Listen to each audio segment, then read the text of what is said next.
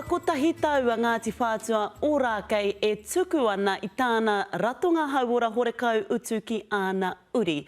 I nā tata nei tūtaki ai a Crystal Lee Brown ki tētahi o ngā māngai o te iwi ki te kite he aha hoki ngā hua kua taka mai ki ana uri.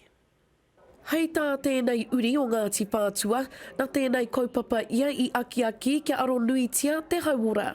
It's been a real financial relief. As a student, it's really difficult, obviously, to make your health your priority because it's quite expensive.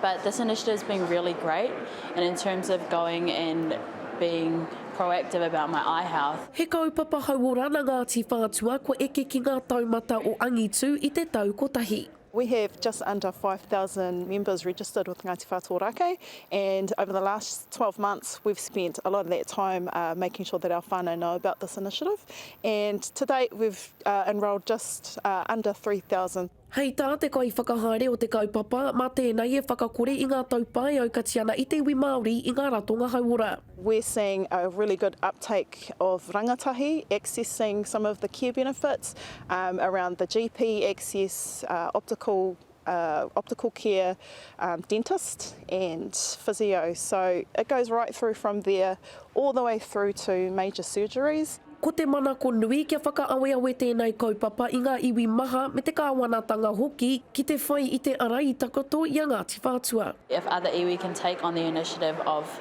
providing health insurance for their people, then I would say 100% go for it. I mean, when they introduced it to us, I was like, oh my God, why would no one take that up? You know, why wouldn't you want free health insurance? We're seeing some really good results, and we do welcome those people that are in positions of decision making, like those ministers, health ministers, to come and have a look at some of the programs that we're rolling out to see how this might be able to be adopted for te iwi Māori. Me te aha ko te hiahia o te iwi kia piri mai ngā uri katoa o Ngāti Whātua Ōrākei ki tēnei kaupapa. Crystal Lee Brown, Te Karere.